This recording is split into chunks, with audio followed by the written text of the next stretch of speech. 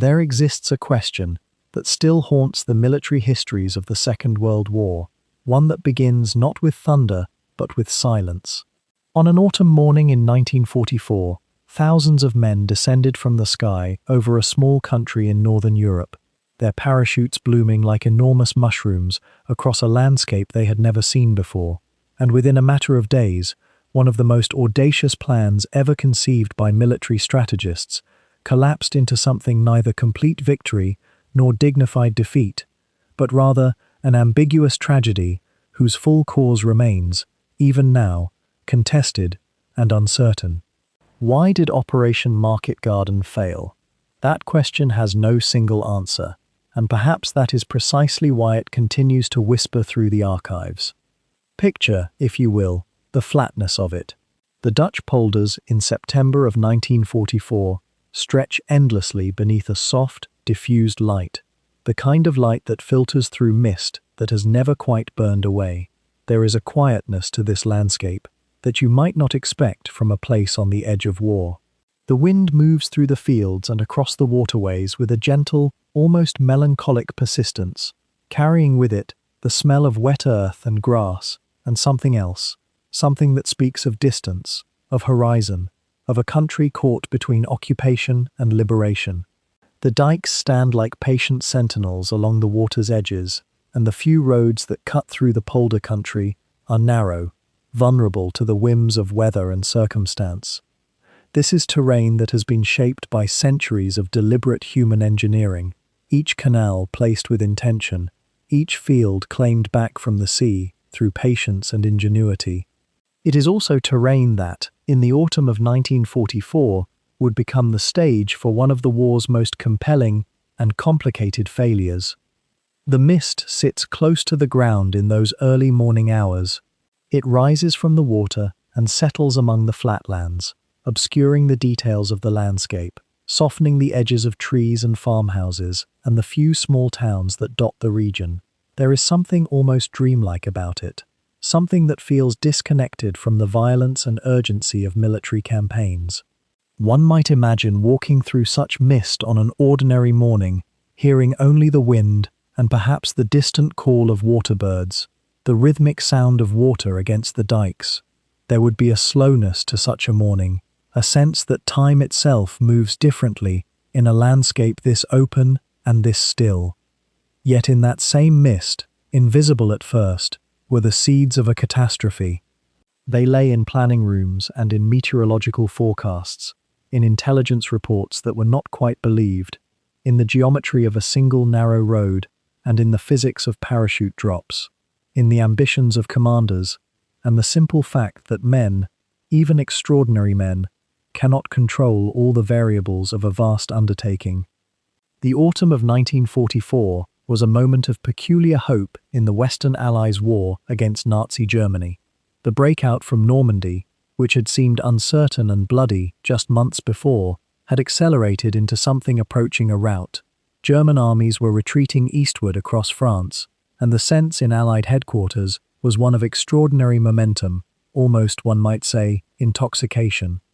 The possibility existed, genuinely existed in the minds of senior commanders, that the war might be finished by Christmas, that one more bold stroke, one more audacious gamble, might crack the German defences and allow the Allies to pour into the industrial heartland of the Ruhr and bring the entire conflict to a close. This belief would lead to a plan of remarkable ambition, and that plan would lead thousands of men into a mist-covered landscape where everything that could go wrong would eventually find a way to do so. If you are drawn to the puzzle of failure, to the question of how plans conceived in confidence can unravel through the interaction of oversight and circumstance, and human error, and simple bad luck, then you might consider subscribing to this deep dive into Operation Market Garden. We will explore why a plan that looked perfect on paper came undone in the reality of September's fog and September's rain, and we will trace the specific decisions and the unexamined assumptions that led, step by step, toward a moment when the operations commanders would have to accept that they could not achieve what they had set out to achieve. The answer to why Market Garden failed is not a single point, but rather a constellation of points, each one necessary, each one contributing to the unraveling of ambition. The story begins, as so many stories do, with a paradox. The Allies were winning so decisively that they had begun to believe themselves invincible, and it was precisely that belief that would lead them to attempt something that required invincibility in order to succeed. The landscape of the Dutch polders, even now, still holds some memory of that moment. The wind that moves through the fields today is the same wind that moved through them in that September nearly 80 years ago, and if you were to stand in that flatness and listen, you might hear in the sound of wind through grass something like a whisper of all the things that were about to go wrong, all the ways that the careful choreography of an operation would fail to synchronize, all the small decisions and overlooked details that would accumulate into something vast and consequential.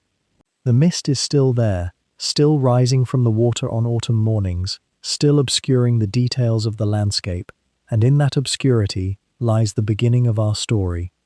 The story of how this operation came to be is itself a kind of story about exhaustion and hope, about how victory can sometimes blind those who taste it. By early September 1944, the Allied armies had been fighting for nearly 3 months since the Normandy landings, and those men, the ordinary soldiers and officers alike, had sustained something that modern warfare does not often ask for anymore.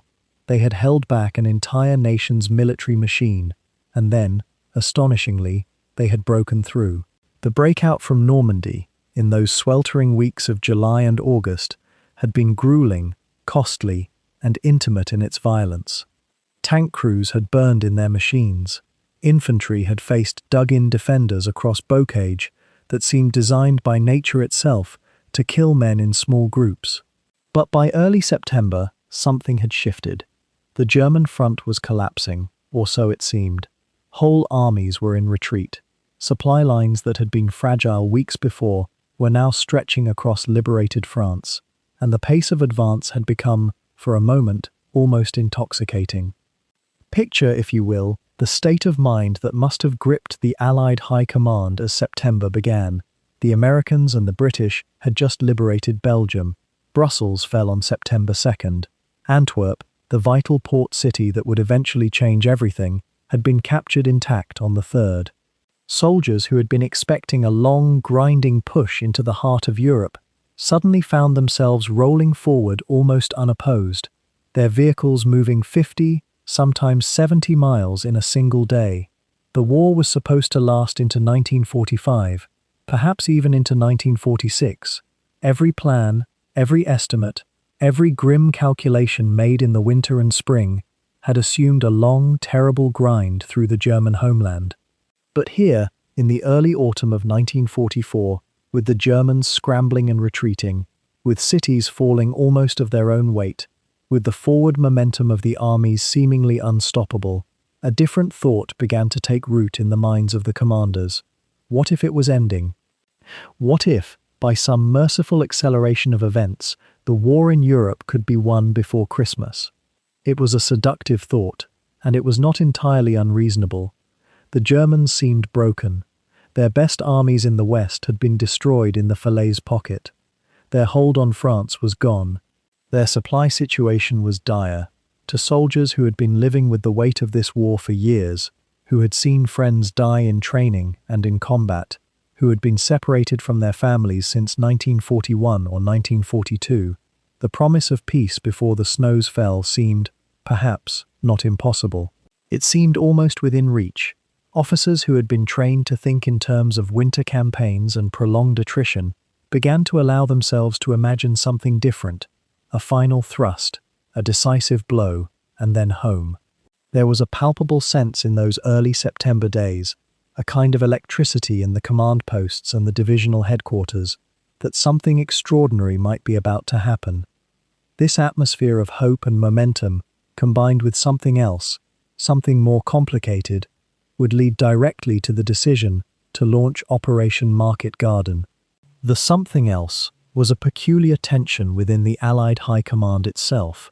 General Bernard Montgomery, the commander of British forces in Europe and the man who had orchestrated the victory in North Africa, was not happy with the broad front strategy that General Dwight Eisenhower had adopted. Montgomery believed that a concentrated blow, delivered by a single powerful force directed at the Ruhr, the industrial heart of Germany, would be far more efficient than spreading the effort across a wide front. He was confident, perhaps dangerously confident, in his own tactical gifts. He had beaten Rommel. He had planned the D-Day invasion. He believed that he had the insight, the clarity, and the will to see this war through in one final brilliant stroke. And he had an advantage in those early September days. He had Eisenhower's ear, and he had the momentum of victory. General Omar Bradley, commanding the American armies to the south, had his own ambitions, and his own general, George Patton, was pressing hard to be given resources and freedom to drive deeper into France, to strike at the Ruhr from the south, or to push further east. The supply situation was becoming critical. There was not enough fuel, not enough transport, not enough ammunition to supply two great armies advancing in different directions at full speed. Someone would have to slow down. Someone would have to yield resources to someone else. Montgomery was advocating for exactly that. Let the Americans pause. Let the British push north through Belgium and into Holland, and let one decisive blow, delivered by concentrated force, end the war. It was a gamble, but it was a gamble dressed up in the language of strategy and confidence. And in that moment, when victory seemed near and exhaustion was beginning to creep back in, when the soldiers were tired and the supply lines were strained and the weather was beginning to turn as September moved into its third week, that gamble began to seem less like a reckless throw of the dice and more like a bold stroke of genius. The exhaustion of those armies, though, cannot be overstated. The men had been fighting or preparing to fight for months. They had seen comrades killed. They had learned, through bitter experience, that the enemy was still dangerous and still willing to fight. But they had also learned, in those early September days, that victory was possible. The Germans could be beaten. The war could end, and when you are young and tired, and you have been away from home, and you have been living with fear and danger as constant companions, the prospect that it might all be over soon, that you might actually see your mother's face again, or sleep in your own bed, or walk down a familiar street without helmet and rifle, that prospect is almost irresistible. It changes how you think. It changes what you are willing to risk. It changes what your commanders are willing to ask of you. And so, in the early days of September, as the weather began to shift and the season began its slow turn toward autumn, as the supply lines stretched thinner and the forward momentum began to slow almost imperceptibly, a plan was being born. It was a plan that would ask everything of a small group of soldiers. It was a plan that would push the boundaries of what was possible in airborne warfare.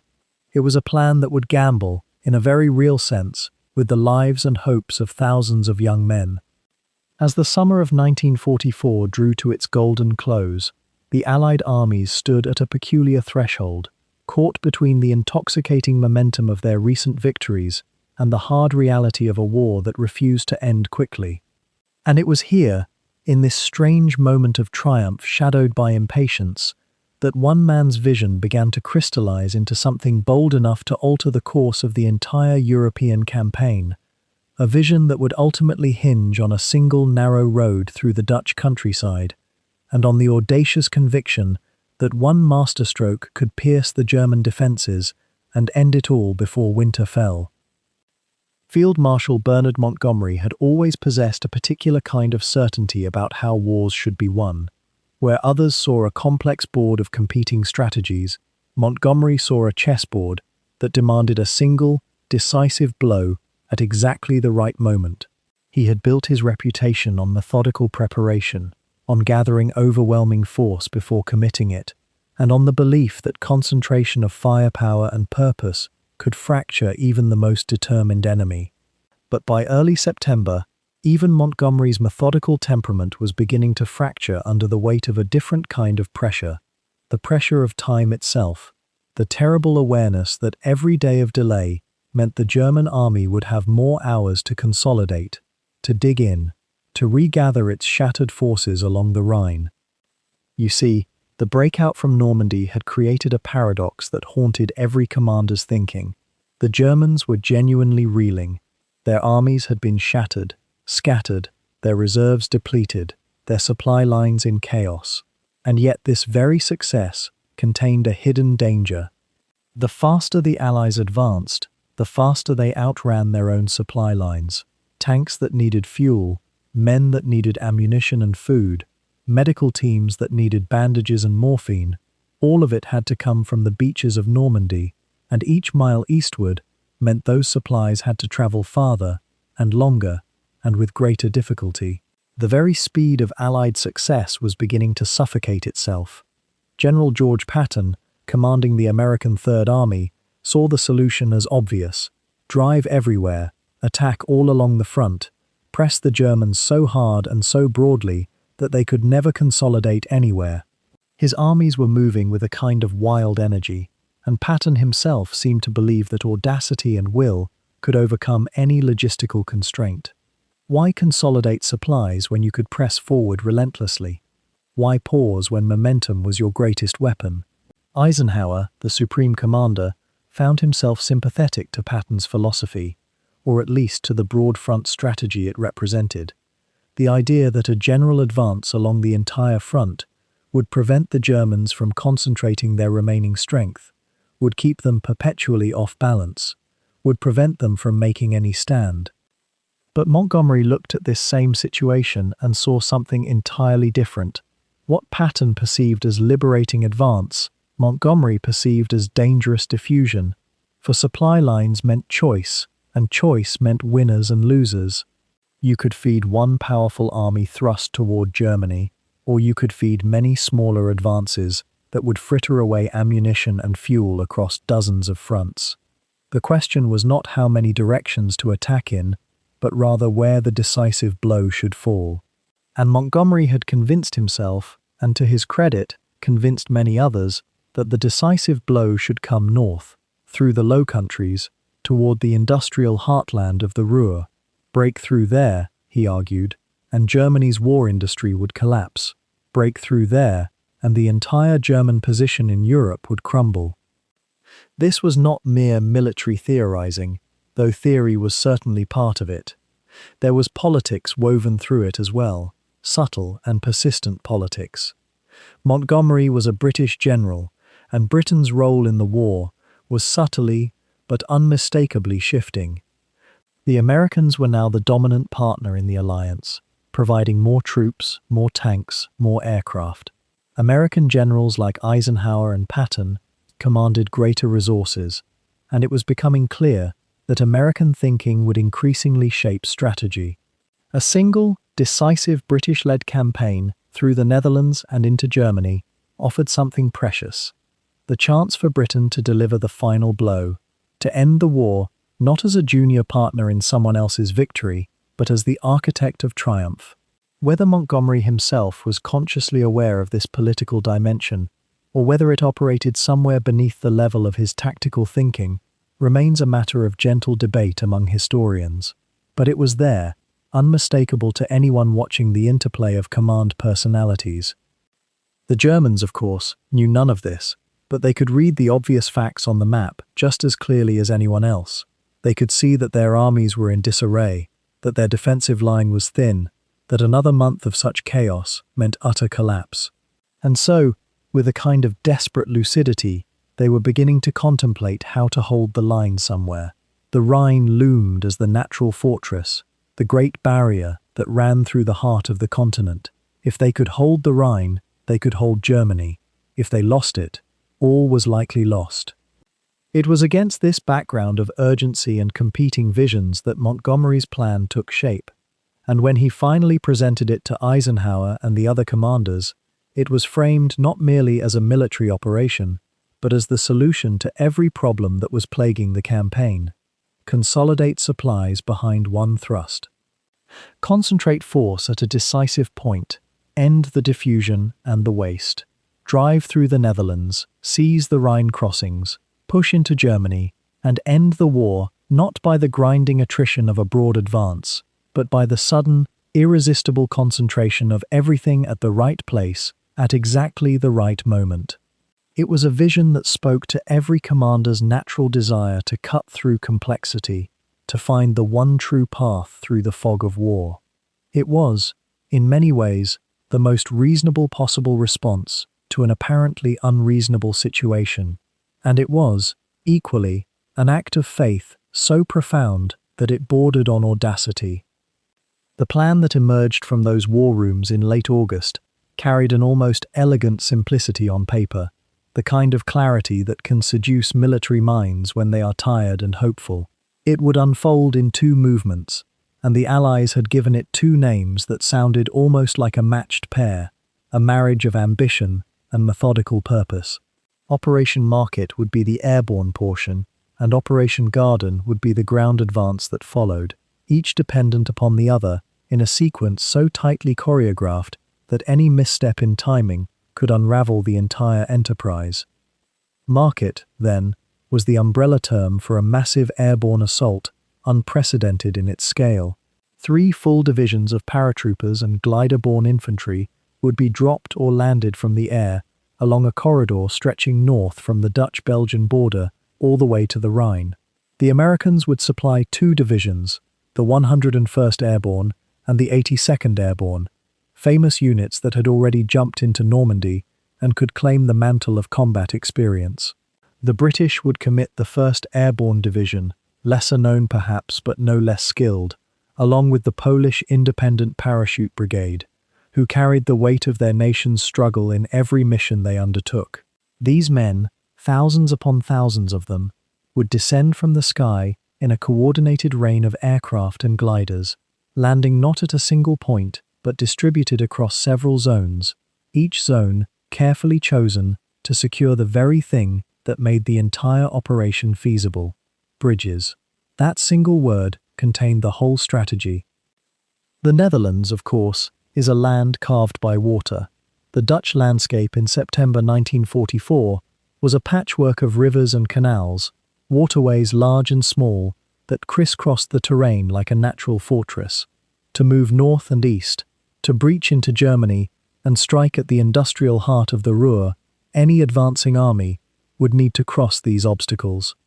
That was where Garden came in, the second and more conventional component of the operation. General Montgomery had envisioned that while the airborne forces fell from the sky and seized the critical crossing points, the ground forces would push northward in a rapid follow-up. The British XXX Corps, driving up a single narrow highway through the flat Dutch countryside, would link up with each successive airborne landing, secure the bridgeheads, and then push further north to relieve the troops ahead. It was meant to be a rolling series of connections, each bridge captured, each town secured, before the enemy could muster a coherent defense.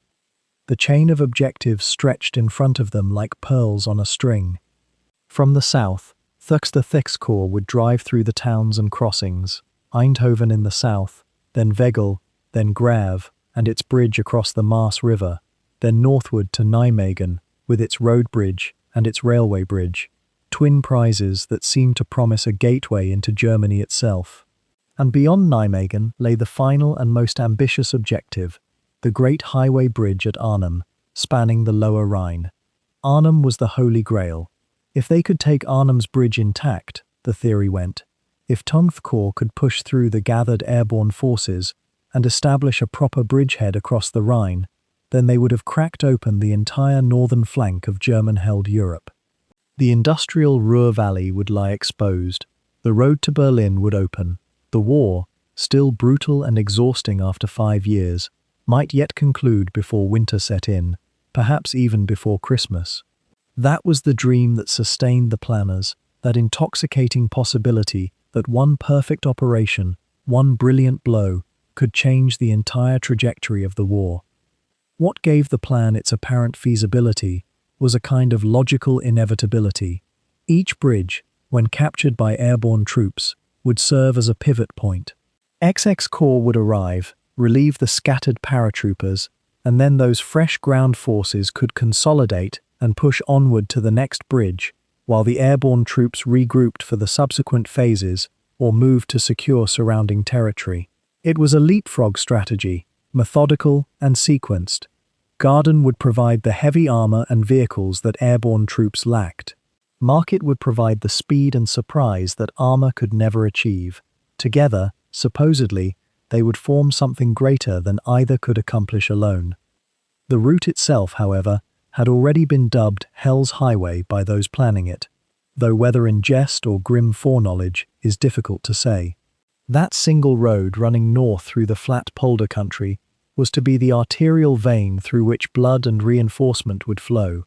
It was not particularly wide, not particularly well suited to supporting an entire mechanized corps in rapid advance, but it was the only viable route. Every truck, every tank, every supply wagon that XXX Corps needed to push north would have to traverse that single corridor. And if that corridor was cut, if German forces could somehow sever the road at any of a dozen potential points, then the entire structure would collapse, like a bridge built on sand. When one steps back and considers the plan in its full architecture, it carried a quality of breathtaking confidence, perhaps even overconfidence. It required that nearly everything proceed as intended, that German forces remain scattered and ineffective, that airborne troops land with accuracy despite the natural dispersion of parachute operations, that Dutch civilians remain supportive and helpful, that the weather remain favorable, that supply lines hold, that radio communications function properly across difficult terrain. It was a plan that depended, in other words, on a certain measure of luck aligned with military skill, and it was a plan that had been drawn up with what some observers, looking back afterward, would characterize as insufficient attention to the friction that always exists between a map and the ground, between theory and the chaos of combat. Now, to understand why Market Garden would ultimately fail, we must trace the thread that held the entire operation together, a slender thread made of stone and steel, of bridges crossing dark water in the flatlands of the Netherlands. 4 bridges, really. 4 crossing points that stood between ambition and disaster, and which would each demand their own terrible price. Begin with Son. The first significant bridge lay near the town of Son, spanning the Wilhelmina Canal, and it was assigned to the American 101st Airborne Division. In the planner's careful calculations, Son was meant to fall early and intact, a gateway for XXX Corps to punch through and keep moving northward. The 101st would hold it, the ground forces would arrive within hours, and the momentum would never break. Yet even as parachutes opened over Dutch farmland, even as the first men touched soil on September 17th, the Germans understood the threat. By the time American paratroopers reached the canal, they found the bridge already burning. The Dutch resistance had tried to prevent its demolition, but the Germans moved faster. Son would need to be crossed by assault boats and improvised bridging. It would be the first small fracture in an operation that could afford none. A few kilometers north lay Wegel, astride the Aar River, another task for the 101st. This bridge the Americans would seize intact, and for a time, it seemed the pattern might hold. But Wegel was more than just a crossing point. It sat at a vulnerable junction in what would become nicknamed Hell's Highway, that single narrow road running north through the Dutch landscape that was meant to carry all of XXX Corps' tanks, all its trucks, all its artillery and supplies. One road, think of that. An entire corps compressed into a corridor perhaps 12 meters wide, moving through territory that was flat, open, and utterly exposed to attack from either flank. Wegel would be seized and held, but its location made it a perpetual choke point, a place where the operation's lifeline could be squeezed. North again, past the American drop zones, lay Nijmegen, where the Waal River runs wide and cold. Here both the Americans and the Germans knew that something momentous had to happen. The road bridge at Nijmegen was a longer span, a more impressive structure, and absolutely essential for any drive toward the Rhine. This bridge was assigned to the American 82nd Airborne Division, and the plan called for it to be seized before the Germans could destroy it. But Nijmegen was defended, and it was larger than Son, more defensible. The fight for Nijmegen would become one of the costliest engagements of the entire operation, a place where young Americans would wade through the Waal River under fire. where tanks would rumble across finely captured steel only after hours of delay that the operation could not absorb. For every hour lost at Nijmegen was an hour that other paratroopers, waiting farther north, would spend without reinforcement, without supply, growing more isolated and desperate. And then, at the far end of this fragile necklace of bridges, lay Arnhem, where the lower Rhine runs broad and dark before it spreads into the inland waterways of Holland. Arnhem was the crown jewel of the operation, the bridge that would unlock the way into Germany itself, the crossing that would validate every risk Montgomery had taken. The lower Rhine bridge at Arnhem was assigned to the British 1st Airborne Corps, but unlike the other divisions, the 1st Airborne would not be given the prize of holding the bridge on the near side. Instead, they would have to seize the far bank, the far end, holding territory across the river. It was a different kind of task, more ambitious, more dangerous. The planners chose drop zones south of Arnhem, too far from the bridge itself, a choice that seemed logical from the air, but that would, in the event, cost them dearly. Consider the geometry of this plan, the terrible mathematics of it. 4 bridges, spread across nearly 30 kilometers of flat ground, 4 separate battles, and each one depended on the other not failing. If Son was destroyed, XXX Corps had to find another way forward, losing precious hours. If Wegel was lost, the supply line would be cut. If Nijmegen was delayed, Arnhem would have no hope of relief. If Arnhem failed, then all of it failed. The operation was built on a logic of perfection, on the assumption that every single element would function as designed, that communications would be flawless, that enemy resistance would be lighter than expected, that weather would cooperate, that luck would hold. In the vast uncertainty of warfare, when so many things are beyond planning or prediction, this operation depended on nearly everything working nearly perfectly, in sequence, across an extended front. Each bridge was not merely a target, you see. Each was a test, a point at which the whole enterprise would be measured. And as the parachutes began to open in the September sky, as the first men touched Dutch soil with their rifles and their radios, and their uncertain intelligence about what awaited them, each of those bridges stood waiting, Son and Wegel and Nijmegen and Arnhem, each one a fragile link in a chain that was already beginning to unravel, though no one yet knew it. The men who would make this leap into the September sky carried with them months of preparation, though none could have truly prepared them for what lay ahead. The American 101st Airborne Division, that storied formation that had dropped into Normandy 4 months earlier, was selected to hold the southern corridor from Eindhoven northward, a stretch of roughly 40 miles of farmland and small towns. They were, by September, seasoned in airborne assault. Many of them had already tasted combat. They knew the peculiar discipline required when you exit an aircraft at altitude and surrender yourself to gravity and wind, when you become vulnerable in ways that ground soldiers never quite experience. Yet for all their experience, the terrain ahead remained largely unknown to them. Maps were studied in canvas tents during briefings, but maps and the actual sight of ditches, hedgerows, and isolated farmhouses, separated by vast flat fields, are profoundly different things. The 82nd Airborne, too, carried Normandy in their bones.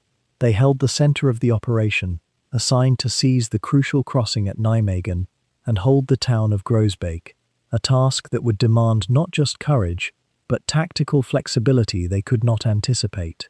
These men trained in jumping from transport aircraft, in linking up with their units in darkness or confusion, in fighting from scattered positions. They were young, many of them barely 20, their confidence mingled with a kind of unknowing fragility that soldiers of that age possess. They wrote letters home. They cleaned their weapons in the quiet hours before dawn. They were told this would be a quick operation, a few days at most, a bridge too far, that would nonetheless bring them victory, and perhaps, whispered some, bring the whole war to a close before winter came. The British 1st Airborne Division presented a different texture entirely. They had not yet seen combat as an airborne formation. The division was created in 1942, and while men from it had served in smaller operations and reconnaissance missions, They had never been committed to a major assault from the sky. They represented in some ways the hope and untested potential of British airborne arms. Commanded by Major General Robert Urquhart, a serious and capable man, the 1st Airborne was assigned the task that would prove most demanding: the seizure and holding of Arnhem and its vital road bridge, the lowest crossing of the Rhine, and the gateway to the industrial heart of Germany itself. They were to land 2 days after the American divisions, their reinforcements scheduled to arrive in waves. They were the tip of the spear aimed at the Ruhr. They were, though many did not know it yet, being asked to accomplish something at the very edge of possibility. The Polish Independent Parachute Brigade, meanwhile, prepared for a role that would be delayed and then delayed again, waiting in England for their moment, for weather and circumstance to align for their drop into the Low Countries. These were men who carried with them the weight of a nation occupied, of Poland partitioned by the powers of Europe, fighting in units that had escaped or been formed beyond their homeland. They were hardened, often older than their American and British counterparts, and they harbored few illusions about the war or about survival. Their assignment was to drop south of Arnhem and cross the Rhine in support of the British, a straightforward task made infinitely complex by distance and timing and the unpredictable nature of airborne operations. These 4 formations, American, British, and Polish, trained separately and together throughout the summer and early autumn of 1944. They practiced formations on airfields. They rehearsed loading procedures and exit techniques. They studied the architecture of bridges in photographs. They listened to intelligence briefings about German defensive positions, though those briefings contained a critical blind spot, an absence of certain information that would haunt the operation even before it began. The men grew accustomed to the repeated cycle of briefing and debriefing, the gathering of intelligence and the distribution of maps and the endless checking of weapons and equipment. There was a rhythm to it, a professionalism born of military training and the strange camaraderie that forms among soldiers who know they will soon face an uncertain test. The weather in England that September was variable, as English weather tends to be, and the airfields filled with aircraft, Dakotas and Stirlings and Halifaxes, the transport and heavy-lift planes that would carry these men into battle. Ground crews worked ceaselessly, mechanics checked engines and electrical systems. Supply officers tallied ammunition and food and medical equipment. The logistics of moving thousands of men and their material across the North Sea, over occupied territory, to landing zones chosen months in advance, created a kind of controlled chaos that only the military can sustain. Everything had to go right. The weather had to cooperate. The Germans had to remain unaware, or, if aware, unprepared. The timing had to be precise. Each man had to do his part, and each man, as he lay in his bunk the night before departure, must have known at some level that not all of them would be lying in those bunks again. The British had, in their possession, a remarkable machine, the Waco glider, an aircraft built not of confidence, but of wood and fabric, and the peculiar logic of men who asked themselves, what happened if you removed the engine entirely and simply let gravity do the work? These machines had carried paratroopers and sappers and ammunition in smaller operations across Europe, and they carried them here as well, towed behind 4-engine bombers in long, vulnerable streams across the Channel. But gliders had a problem that no amount of engineering could quite solve. They were beautiful in concept, brutal in practice. Once you cast them loose from their tow rope and they descended toward Earth, the pilot had almost no control over where they would land. The ground below might offer a field, yes, or it might offer a copse of trees. It might offer a sloping meadow or a ditch, or the rooftops of a farmhouse. And so the planners faced a choice that seemed simple but was not: how to deliver thousands of men into hostile territory when the machines carrying them could not guarantee precision. This question sits at the heart of what would become one of the war's most contentious decisions. Airborne operations in 1944 were still new enough that doctrine was being written almost as operations were being executed. paratroopers jumping from aircraft scattered like seeds in the wind, and not always in patterns commanders preferred. The Americans had noticed this during training in Sicily. The British had noticed it too. The dispersion could be useful sometimes, spreading men across an area so wide that defense became diffuse. But it could also be catastrophic, scattering platoons so thoroughly that they could not find one another, leaving men wandering in darkness, or in daylight, searching for their units through territory they had never seen. Consider the mathematics of the drop itself, if you will. An aircraft flying at roughly 150 miles per hour at an altitude of perhaps 400 feet must disgorge its human cargo in less than a minute. Wind drift affects each parachute differently. The heavier men descend faster than lighter ones. Some chutes deploy perfectly, others twist. By the time the last man in a stick of paratroopers touched down, the first man might be 2 kilometers away, or 3. Over an operation that involved thousands upon thousands of men, this meant that the theoretical landing zone and the actual scattering of soldiers bore only a passing resemblance to one another. This was not a failure of planning, so much as a failure inherent in the science itself. The planners at 1st Allied Airborne Army, under the command of Lieutenant General Louis H. Brereton, faced a calculation that kept them awake in their tents. Could they deliver enough men and material in a single lift, in one massive wave of gliders and parachute aircraft, to seize and hold the objectives until ground forces arrived? Or should they spread the operation across multiple days, accepting that the enemy would have time to respond, but ensuring that reinforcements could be properly positioned? Here was where doctrine collided with ambition. The American airborne commanders, particularly those who had planned earlier operations, favored massed assault. One overwhelming blow. Get everything into the air at once, land it all at once, hit the objective before the Germans could organize coherent resistance. There was a logic to this, born partly from necessity and partly from temperament, but it required that the drops be accurate, that assembly happen quickly, that nothing go wrong. The British, with a different history and a different set of experiences, saw virtue in the controlled lift system, multiple waves. The first wave secures the initial objective. The second wave comes in, perhaps with better weather information, perhaps with some of the disorder already cleared away. The third wave brings heavier equipment. This approach spread risk across time, rather than concentrating it into one moment, but it also meant that the early troops would be on their own, vulnerable, and needing to hold their ground for longer. Which approach did the planners choose for Market Garden? They chose a compromise that resembled neither strategy fully and captured some of the weakness of both. They would have a massed initial assault, yes, thousands of men dropping and landing together on Sunday, the 17th of September. But they would spread this mass across 3 days of drops, with the first day carrying the bulk of the Airborne Corps and subsequent days bringing reinforcements and supplies. The gliders would land by day, visible and coordinated, rather than in scattered night drops that had characterized earlier operations. The reasoning was sound. Daylight drops meant better visibility for pilots, meant less dispersion, meant less chance of men being scattered into hedgerows or lakes, or the yards of German defensive positions. Daylight meant precision, but daylight meant something else too, something the planners acknowledged but perhaps not fully internalized.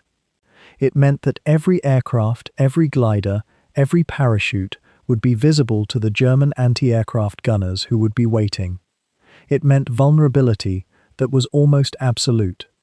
The mathematics of air defense suggested that some fraction of the transports would be shot down. How many? Perhaps 5%, perhaps 10%, perhaps more. Those numbers translated to hundreds of men who would never reach the ground at all, who would die in the aircraft before the operation truly began, their bodies falling with burning metal through the Dutch sky. The question of whether to use multiple lifts also involved something more subtle, the question of congestion. How many aircraft could land at a single airfield in England and take off in succession without creating bottlenecks? The aircraft needed time on the ground to refuel, to load new troops, to prepare for another flight. Each minute of delay in England meant another minute during which the Germans could move reinforcements toward the landing zones. The planners estimated that they could have roughly half of the committed airborne forces in the air on the first day, with the remainder coming on the second day if weather allowed, and on the third day if needed. This meant that when the men of the 1st Airborne Division dropped near Arnhem, when they stepped out of their aircraft and descended toward that distant bridge, they would be arriving not as a complete corps, but as the leading edge of one, with reinforcements still hours, even days away. The scientific understanding of airborne operations in 1944 was still coalescing, still imperfect, still shaped as much by guesswork as by experience.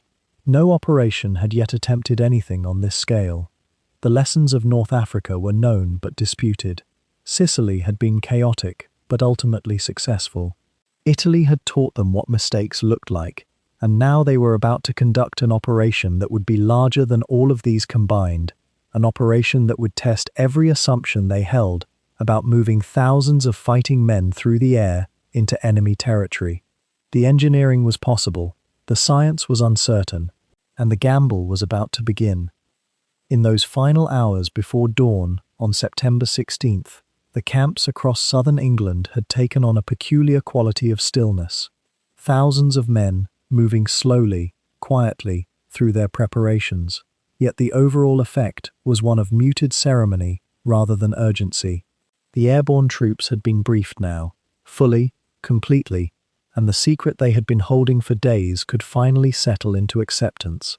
Market Garden was real. In 3 days, perhaps sooner, they would leave the ground. The written orders had been distributed to company officers in sealed envelopes that morning. Some men read them once and folded them carefully. Others read them again and again, as though repetition might reveal some hidden detail that would explain why this particular operation felt different from the training exercises they had endured for months. The atmosphere in the briefing tents was peculiar, not electric with excitement, but rather thoughtful, almost reverent. The maps showed the corridor they would seize, the bridges they would hold, the narrow road called Hell's Highway that would carry the tanks northward. Everything depended on sequence. Everything depended on timing. Everything depended on bridges staying intact long enough for other men to reach them. There were letters being written that afternoon and evening, quiet, careful letters home, sealed in envelopes that would be posted or held, depending on what happened next. Some men wrote in a way that suggested finality, though they would not have used that word. They wrote of the summer they had spent in England, of the green rolling hills, and the kind people in villages whose names they could not quite pronounce. They wrote of missing home, of looking forward to reunions, of confidence in their training. A few wrote with a kind of stark clarity, arranging affairs, ensuring that certain people knew certain things. Not all of them expected to write letters again after September 17th.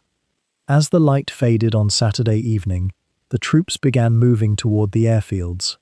This was not a secret departure. The entire operation, in its scope and ambition, simply could not be hidden. Thousands upon thousands of men, thousands of aircraft, fuel trucks, ammunition lorries, gliders being towed into position, their interiors loaded with equipment and explosives, and radio sets that might or might not work when they reached the ground. The roads around Grantham and Nottingham and the other counties of the Midlands became rivers of khaki and olive drab, of trucks and jeeps and motorcycle outriders. Civilians watched from cottage windows and country lanes. Some waved, others simply stood and watched, sensing that something vast was beginning.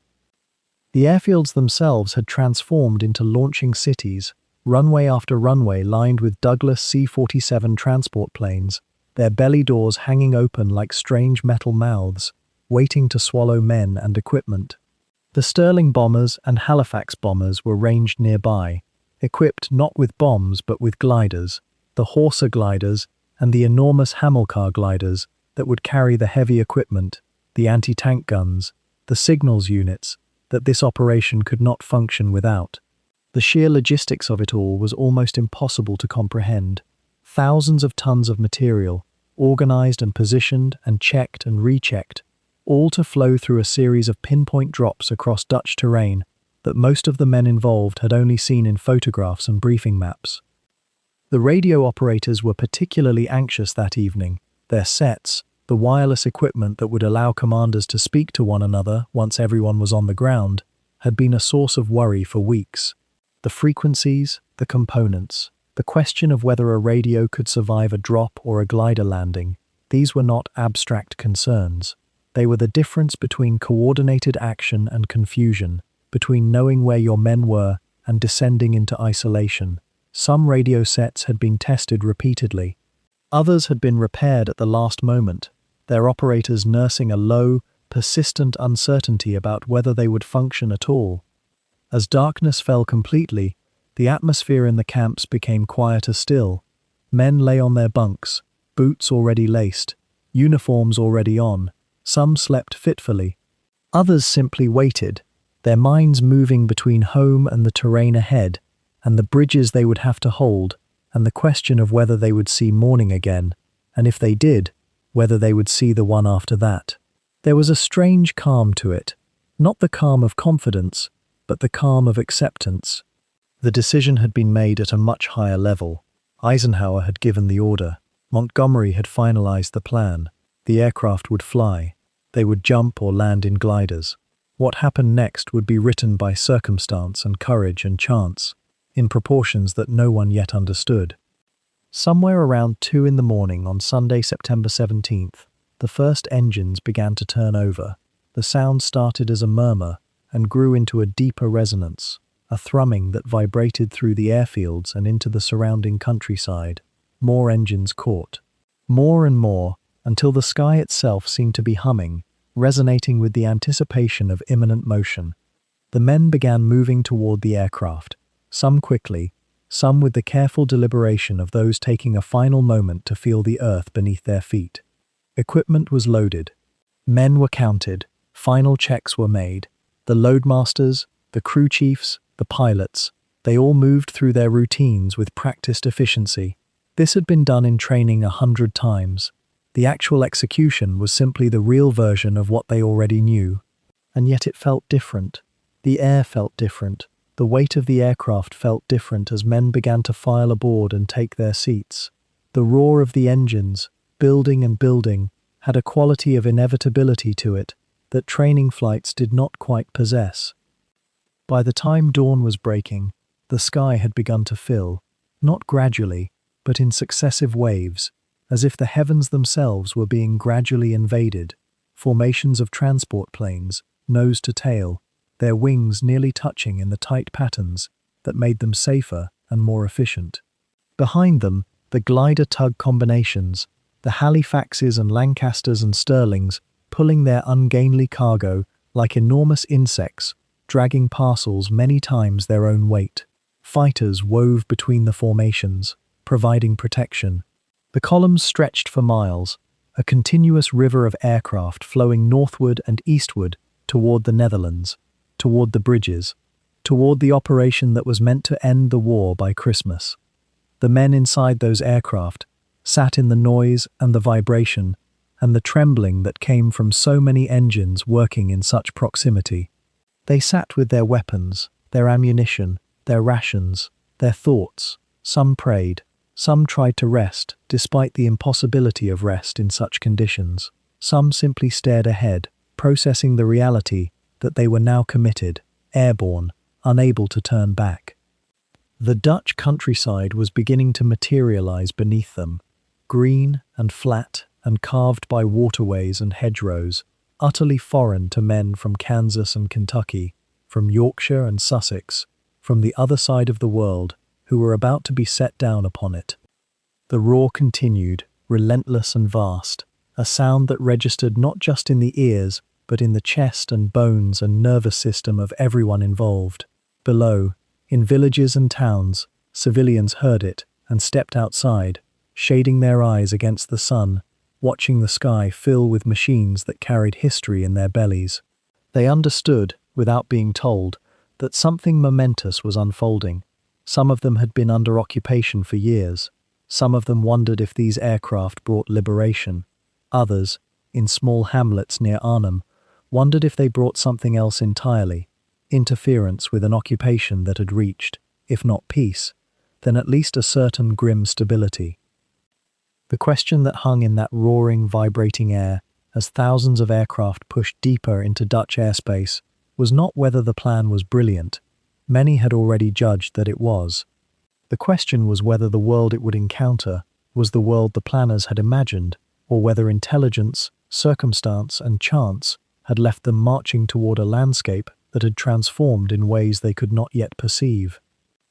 When the morning broke over southern Holland on that 17th of September 1944, the sky itself seemed to fracture under the weight of what was coming. Thousands of aircraft, transport planes and gliders in formations so vast they darkened the sun for those watching from the ground, began their approach across the North Sea and the waters of the Channel. The sound alone must have been extraordinary, a thrumming that rolled across the landscape like distant thunder that never quite faded. For those men strapped into seats in the fuselages, hands gripping rifle slings, checking and rechecking equipment they had checked 100 times before, there was nothing left but the waiting and the roar of the engines and the knowledge that in minutes, or perhaps in hours, they would be stepping out into air and falling toward Dutch soil. The American 101st Airborne Division, the Screaming Eagles, were dropping first near Eindhoven, and in many ways their day went almost according to plan. The aircraft found their drop zones despite the flak and the scattered clouds. The paratroopers, young men from Texas and New York and California and 1,000 American towns, began to spill from the bellies of the C-47s, their parachutes opening white against the September afternoon. There was confusion, as there always is in airborne operations, but the 101st began to consolidate, to gather their scattered groups, to move toward their objectives with a purpose that seemed almost dreamlike in its clarity. They were to secure the southern approaches, to hold the ground around Eindhoven, to ensure that when the armour came rolling north from Belgium, there would be a corridor waiting for them. And in this, for much of that first day, they largely succeeded. The Dutch civilians watching from windows and doorways saw Americans appearing almost like ghosts, or like liberation itself taking physical form. The 82nd Airborne had a different task. They were to drop around Nijmegen and Groesbeek, and their mission was more complex, more demanding.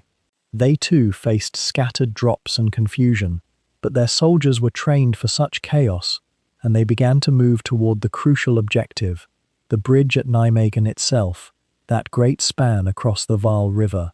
This was a vital link in the chain. If Nijmegen fell to the Germans, if they could hold that bridge or destroy it, then the entire operation could be strangled before it truly began. The 82nd had to seize it, or at least its approaches, and hold it long enough for the British ground forces to catch up and consolidate the gain. But as the day wore on, and as the afternoon light began to soften into the golden tones of early autumn, the operation's architects were beginning to confront a problem that had been lurking in their plans all along. Far to the north, near the city of Arnhem, the British 1st Airborne Division was dropping into landing zones that were, in retrospect, a fateful compromise between competing military demands. The commander of the 1st Airborne, General Frederick Browning, had wanted the drops to happen as close as possible to the bridge, the great road bridge that was the ultimate prize, the final link in the chain that would let the British XXX Corps push all the way into the heart of the Ruhr. But the planners had worried about anti-aircraft defences. The intelligence suggested, or perhaps it was simply assumed, that the Germans had strong flak positions around Arnhem town itself, and so the decision was made to drop the men several kilometres away, in an area that seemed safer, more suitable for the massive air armada that was bringing them in. The 1st Airborne would land near the villages of Oosterbeek and Wolfhaze, on high ground northwest of the city. From there, they would march into Arnhem, secure the bridges, or better yet, the road bridge that was the critical one, and wait for XXX Corps to arrive and relieve them. It sounded reasonable in the planning rooms. It sounded necessary as a compromise between safety and objectives. But distance, in warfare, is a terrible burden. Those extra kilometers, those hours of marching through unfamiliar terrain toward an objective the men had only seen in photographs, and on maps, drawn by intelligence officers, would prove to be far more consequential than anyone imagined on that bright morning. You must understand something about the nature of airborne operations. The soldiers who are dropped are entirely dependent on momentum.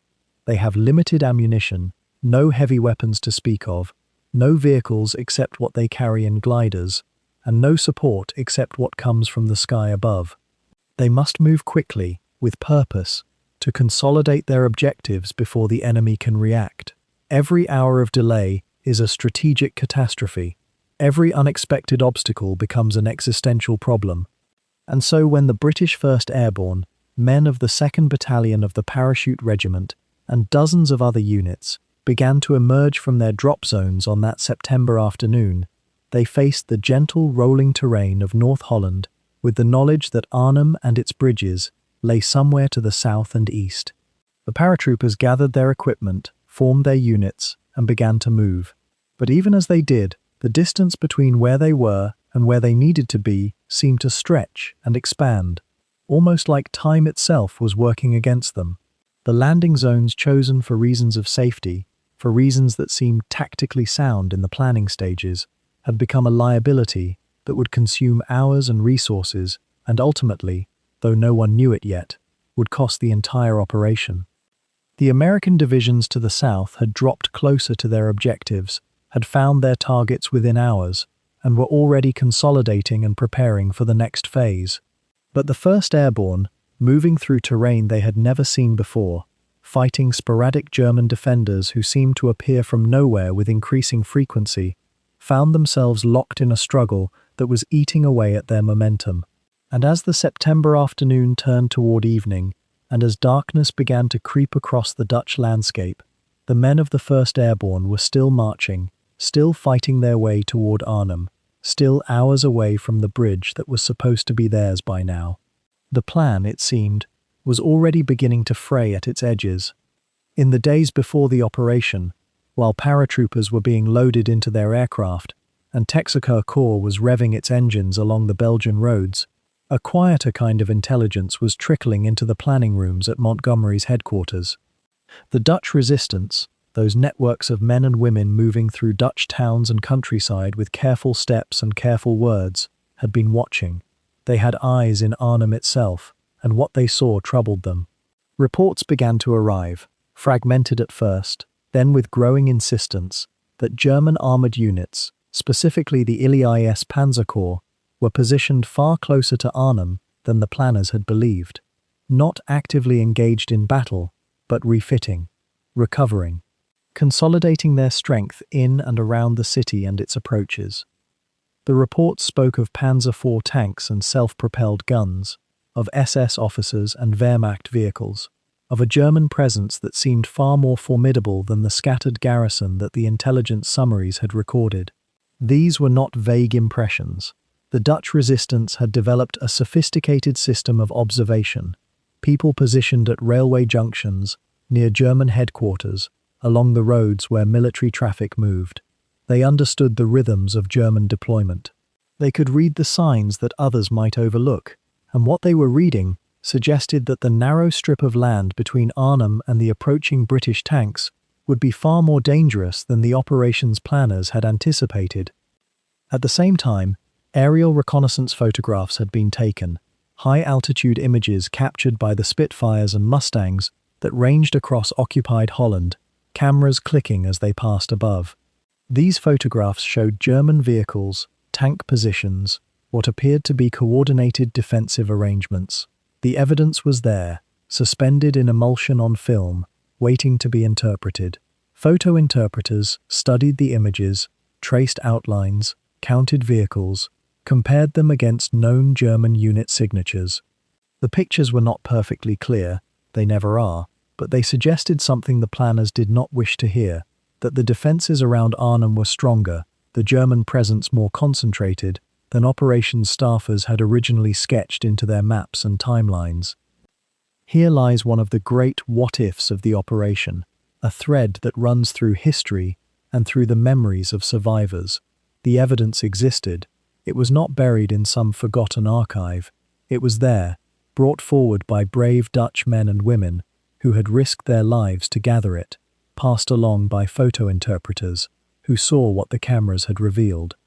Yet somewhere in the chain of command, somewhere between the moment that intelligence arrived and the moment when decisions about the operation had to be finalized, the information was diminished. It was downplayed. It was set aside. The reasons for this remain, even now, a matter of careful historical examination. Some of it may have been the sheer momentum of planning, an operation as vast and intricate as Market Garden, involving tens of thousands of men, thousands of aircraft, weeks of preparation, develops a kind of inertia. The machine is in motion, the wheels are turning. To stop it, to redesign it, to reduce its scope or postpone it based on new intelligence requires a kind of courage that commanders do not always find easy to summon. There was also a certain confidence, perhaps one might venture to say, an optimism that had taken on some of the quality of assumption that German forces in this part of Holland had been so thoroughly disrupted by the breakout from Normandy and the advances of the preceding weeks that they could not possibly constitute a serious obstacle. But there was something else too, perhaps. In the autumn of 1944, after months of brutal fighting in Normandy and France, after the losses and the exhaustion and the grinding nature of tactical warfare, there was a hunger for a decisive move, a single thrust that might end the war quickly. That hunger, that sense that the opportunity might not come again, shaped how information was filtered and weighted and understood. When intelligence arrives that contradicts what you wish to believe, when evidence suggests that your grand plan might be more fragile than you have publicly stated, there is a subtle gravity that pulls decision-makers toward minimizing that evidence, reinterpreting it, setting it in brackets and asterisks. The Dutch resistance reports were reported as coming from sources that were sometimes difficult to verify with absolute certainty, sources embedded in networks that did not always have perfect knowledge of German movements. This was true enough. No intelligence is ever perfect. But it was also convenient. It allowed the summaries that went to Montgomery and to General Browning and to the other senior commanders to say, in effect, that while there was some indication of German armor in the Arnhem area, the strategic situation did not require a fundamental revision of the plan. The operation would proceed as designed. The airborne divisions would drop where they had been told to drop. The XXX Corps would advance along its designated highway. The bridges would be seized and held. The end of the war would draw a step closer. It is worth sitting with the quiet texture of this moment, the way that information can be present and yet not truly heard. The Dutch men and women who gathered these reports were risking their lives. They were providing a gift of knowledge to their liberators, and what they had gathered was essentially accurate. XXX Panzer Corps was indeed in the Arnhem area, was indeed stronger and more cohesive than some planners wished to acknowledge. The photographs confirmed it. Yet because the information came clothed in the language of possibility rather than certainty, because the commanders wanted so badly to believe that the operation could succeed, because there is always pressure and time and the need to make decisions, the warning was softened. It was absorbed into the planning, without changing the fundamental shape of what was planned. What followed from this, what unfolded on the ground in those September days, was in some measure written by this small act of downplaying. Not entirely. Warfare is too complex, too filled with contingency and accident, for any single factor to determine an outcome completely. But when John Frost's men reached the northern end of the Arnhem Bridge, when they looked across the road toward the southern bank, and found that the German defences there were far more organised and better supplied than they had been briefed to expect, they were encountering the consequence of intelligence that had been nudged gently aside. When the British 1st Airborne Division found itself unable to link up as planned, when the perimeter began to contract, and the supplies ran low, and the isolation began to bite, the fingerprints of this earlier decision were there, faint but persistent. While those thousands of parachutes were still drifting down through the September afternoon, while gliders were skidding to halts in Dutch fields, and men were shaking the static from their limbs and checking their weapons, the engineers and officers of XXX Corps were staring at the same map that had haunted every briefing room in Belgium. And on that map, There was a single thread of road connecting Eindhoven to Arnhem, stretching north through towns whose names most of the soldiers had never heard pronounced aloud. That narrow ribbon of asphalt and packed earth became, in the hours and days that followed, both the lifeline and the noose of Operation Market Garden. The road itself was unremarkable by any standard.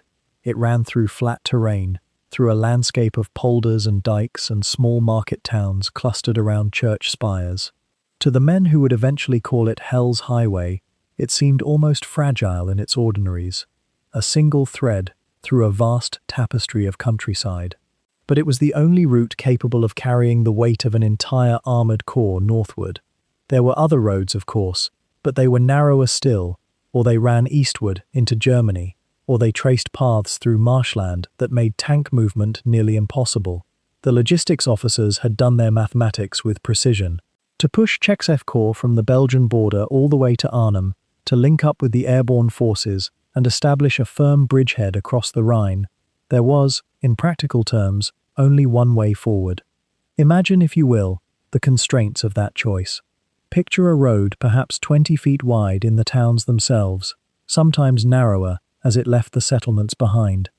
Now imagine funneling an entire armoured corps down that thread, not just tanks, but self-propelled guns, half-tracks carrying infantry, ammunition trucks, fuel tankers, engineering equipment, supply columns stretching back for miles and miles. The concentration of vehicles was staggering.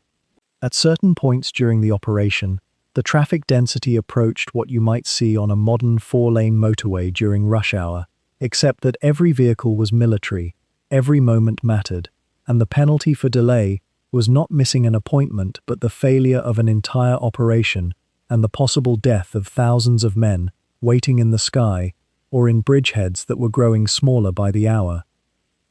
The responsibility for pushing this advance fell to General Sir Brian Horrocks and his XXX Corps, and Horrocks was a man of considerable aggressiveness and ambition. He understood what was at stake. He knew that the airborne divisions were holding thin lines at places like Eindhoven and Nijmegen, and that the British 1st Airborne at Arnhem was, even on the first day, beginning to face pressures that everyone understood might become overwhelming. Speed was not merely desirable, it was the oxygen that kept the entire operation alive.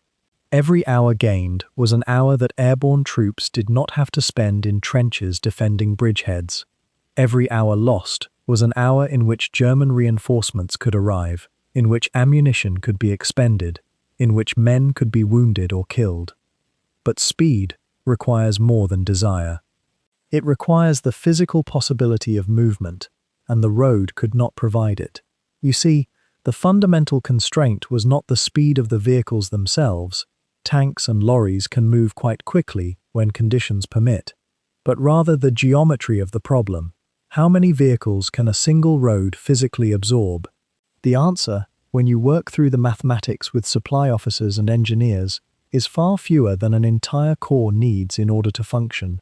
A modern tank requires fuel, an infantry battalion requires ammunition and food and water, a division requires replacement personnel, medical supplies, communications equipment. All of this moves along the same road, in the same direction, with urgency pressing on every decision. The friction begins almost immediately. And friction, in military terms, is a gentle word for the dozen small failures that cascade into catastrophe. It begins with congestion. A vehicle breaks down, and instead of being pulled to the side, it sits in the road, while a recovery unit tries to coax it back into function. Behind it, tanks back up. Behind them, trucks. The traffic jam spreads backward like a bruise. Meanwhile, at the front of the column, engineers might be clearing an obstacle, or infantry might be engaged in a firefight in one of the small towns, and they cannot advance until the situation is resolved. The road stops moving, the road becomes static, the road becomes vulnerable. And the Germans, in their own way, understood this vulnerability perfectly. They did not need to stop XXX Corps entirely. They simply needed to slow them down, to create delays at critical points, to prevent the link-up with the airborne forces from happening with sufficient speed to relieve the pressure they were bringing to bear. When tanks are stationary on a road, they present an easy target. When columns are backed up for miles, they become almost impossible to defend. The Germans could harass with artillery, with small defensive positions, with the very geography of the landscape itself. The polders that seemed so flat and ordinary offered sight lines in both directions, and every canal crossing, every bridge, every town presented a potential choke point where a small German force could delay a much larger one. The commanders at XXX Corps headquarters understood these problems in theory. They had studied logistics, they had considered the mathematics of traffic flow, but understanding a constraint and managing it under the pressure of battle are two very different things. The road could only move so many vehicles per hour northward. The pace at the front of the advance depended on infantry and tanks engaging German opposition. The pace at the rear depended on whether supplies could be pushed forward quickly enough to keep the fighting edge sharp. Somewhere in between, in the invisible mathematics of warfare, there was a speed at which XXX Corps could advance and still maintain cohesion, still maintain the ability to fight at the destination. That speed was probably slower than what the operation required, and faster than what the road could comfortably sustain. What does this mean, in practical terms, as the hours of September 17th ticked past and then became September 18th, and the airborne soldiers began to understand that relief was taking longer to arrive than anyone had promised? It means that optimistic schedules began to slip almost immediately. It means that bridges that were supposed to be held until XXX Corps arrived in a matter of hours became objectives that airborne troops defended for a day, then 2 days, then 3, with ammunition diminishing and reinforcements unable to arrive. It means that the single road through the Dutch countryside, which seemed, on a map in a comfortable headquarters far behind the lines, to be a perfectly reasonable route of advance, became in reality a strangling cord, a bottleneck, a test of endurance that the operation simply could not pass. Hell's Highway. That was what men would later call it, though the name implies something more dramatic than the actual experience, which was mostly waiting, congestion, the smell of diesel fuel, the frustration of forward progress, measured in miles per hour, that felt like inches when lives were at stake on the other end. The road was, in essence, too small for the ambition that had been placed upon it. Yet as the Americans pressed south from their drop zones, they found themselves caught in something they had not fully anticipated. The town of Nijmegen lay waiting, straddling the Waal River with its great road bridge stretching across the water like a steel spine. A bridge that XXX Corps would need to cross. A bridge that the German defenders had no intention of surrendering without a fight. The American 82nd Airborne, under General James Gavin, had been tasked with seizing this crossing, and on that first Sunday of operations, they moved toward it with purpose. But the town itself, built brick by brick, along a landscape the paratroopers had never seen before dropping from the sky, became a labyrinth of narrow streets and defended positions. German soldiers, many of them older reservists and engineering units stationed there before the operation began, had prepared the approaches carefully. The bridge itself was covered by interlocking fields of fire, and the defenders were distributed across buildings and strongpoints in a way that made a simple rush impossible. The Americans found themselves fighting through house to house, clearing rooms with grenades and rifle fire, advancing in fits and starts while German machine guns stitched patterns across the cobblestones. It was the kind of urban warfare that slows everything down, that demands patience and costs time that was the one commodity the operation could least afford. The morning stretched into afternoon, and the afternoon into evening. General Gavin, a thoughtful commander of great experience, realized that the Germans had positioned anti-tank guns to defend the bridge's approach from the southern side, and that any direct assault would be suicidally expensive. He made the difficult decision to attempt a crossing at a different point along the Waal, sending combat engineers and infantrymen in assault boats, small, flimsy craft that offered almost no protection against machine gun fire raking across open water. Can you imagine the mathematics of that moment? Small boats filled with young men paddling across an exposed river under fire, knowing that every second in that water was a second they might not complete. The crossing took place as daylight faded, and it succeeded, though at a terrible cost. The men who made it across, bedraggled and shocked, fought their way through German defensive positions on the far bank, and gradually, methodically, began to take the bridge from the far end. By the time the road bridge at Nijmegen was finally secured for XXX Corps, nearly an entire day had been lost. That single day, which might have seemed small in the larger calculation of a 17-day operation, represented an irreplaceable amount of momentum. Every hour of delay meant that the British XXX Corps' armoured columns, already moving slowly up that single narrow road from Belgium through the polder landscape, fell further and further behind their schedule. And while Nijmegen's defenders fought their delaying action and the American paratroopers crossed the Waal under fire, something quieter but no less consequential was happening to the north. At Arnhem, only 50 kilometers away, the British 1st Airborne Division waited. They had been dropped too far from the road bridge they needed to seize, a choice made by planners concerned about anti-aircraft defences around the town. That distance, which seemed reasonable when analysed by staff officers far from the combat zone, meant that the paratroopers would need to move through unfamiliar terrain, through a town they did not know, while German troops moved to intercept them. The delay at Nijmegen, multiplied across the supply lines and the advancing columns, meant that relief would be slower in coming. The arithmetic of failure was beginning to write itself across the landscape. Consider the strange cruelty of these sequential operations. Each delay fed the next. The longer XXX Corps took to secure Nijmegen and push north, the longer the airborne troops at Arnhem had to hold the line against mounting opposition. The longer they held, the more ammunition they expended, the more men they lost, the more precarious their situation became. The men fighting in Nijmegen's streets did not know, could not have known in the moment, that every hour they spent fighting through those urban approaches was narrowing the window in which the entire operation could succeed. They fought as soldiers always do, with courage and professionalism and the understanding that they had to take what was in front of them. But the bridge they eventually took came too late to matter in the way it had been intended to matter. The road bridge at Nijmegen became symbolic of something larger about Market Garden, the gap between what had been planned in theory and what could be accomplished in practice.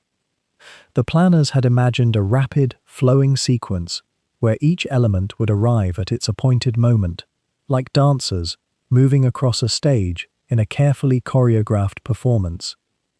But soldiers and river crossings and German defenders do not move according to choreography. They move according to the friction of real war, the resistance that emerges whenever one human will meets another human will, both armed and both determined. Nijmegen's defenders bought themselves nothing but a day of delay, and bought the operation something far more costly: the recognition that the timetable was already slipping, that the narrow window of opportunity was beginning to close, and that the airborne soldiers waiting in the fields around Arnhem were beginning to understand that relief might not arrive when it had been promised. By the time the last of the airborne troops had touched down on the fields and rooftops of the drop zones, the entire operation had already begun to slip, in small ways, toward its own undoing. But there remained one place, one bridge, one gathering of men whose names would become almost luminous in the quiet history of doomed courage.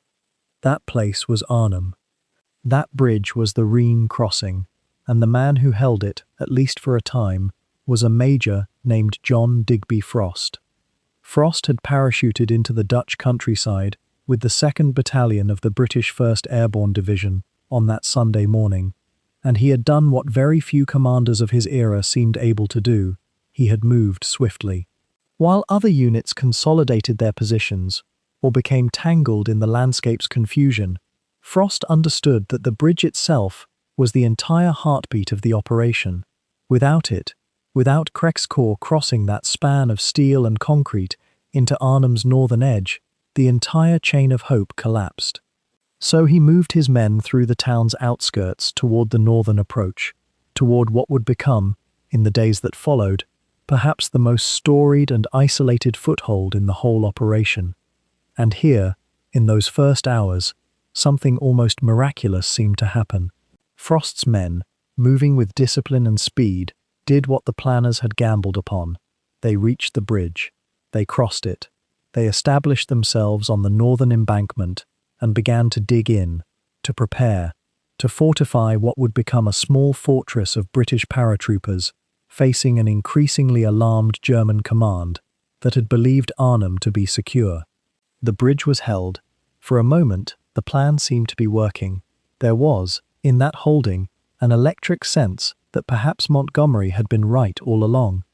But very quickly, the moments began to accumulate in ways that would undo everything. The paratroopers, who should have been flowing across that bridge toward Frost's position, could not reach him. The German resistance around the approaches was stiffer than expected. The roads into Arnhem were clogged with their own troops, their own vehicles, and with the growing realization that the ground forces from the south, XXX Corps, the promised relief, were not moving at anything like the speed that the plan had assumed. What Frost and his men could not know, as they dug their shallow trenches and positioned their anti-tank guns around the bridge approaches, was that they had already become isolated. They had walked into a pocket from which escape would become increasingly difficult and then impossible. The numbers tell a part of this story. Frost had landed with roughly 2,000 men. Within days, within what felt to him and his soldiers like hours, that number had become 900, then 500, then a figure so small it barely mattered anymore, except to those who were being killed or wounded. The Germans, at first scattered and disorganized, began to gather. News of the airborne landings spread through the Wehrmacht like an alarm. SS Panzer Corps units that had been refitting, resting, recovering in the countryside around Arnhem began to move. Artillery was drawn up. Infantry regiments consolidated. And Frost's pocket, never large, began to be squeezed from all sides. But here is where something else began to assert itself. Something that no amount of strategic planning or logistics calculation could have entirely predicted. The paratroopers simply would not give. There is a quality to certain kinds of fighting that has nothing to do with advantage or odds. It has to do with the clarity of the moment, the proximity of death, and the almost meditative focus that men can achieve when they understand that everything depends on them. Frost's men held the bridge. They held it under shell fire and mortar attack. They held it through the night. They held it through the second day as German armor began to appear on the streets around them, as snipers nested in the buildings overlooking their positions, as the space they occupied shrank like a canvas drawn tight. The supplies, of course, were running out. Every parachute drop that came in, and these became increasingly difficult as German flak and fighter aircraft contested the skies, would land outside their perimeter, and men would have to move under fire to retrieve them. Water became precious.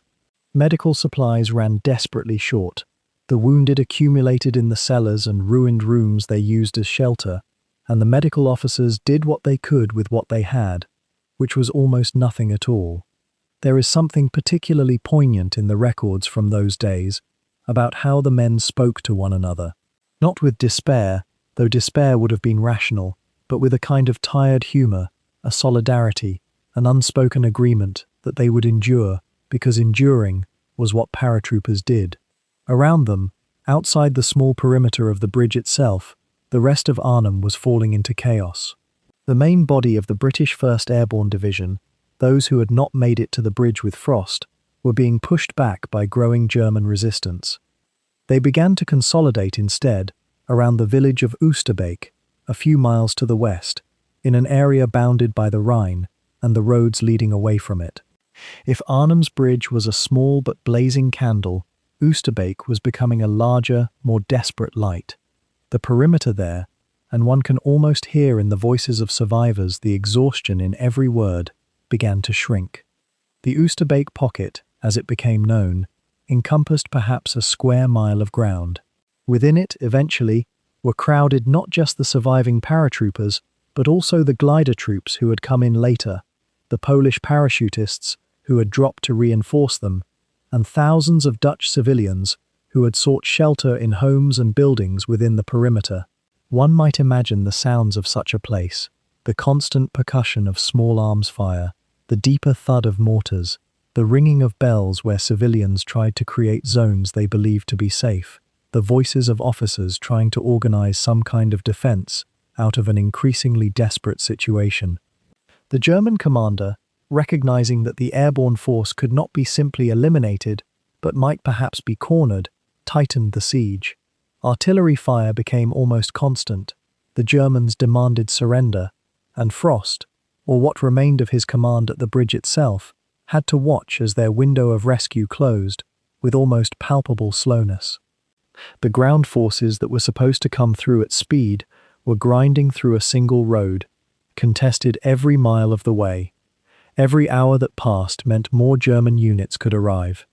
Every hour meant fewer supplies, less ammunition, fewer unwounded men to hold the line.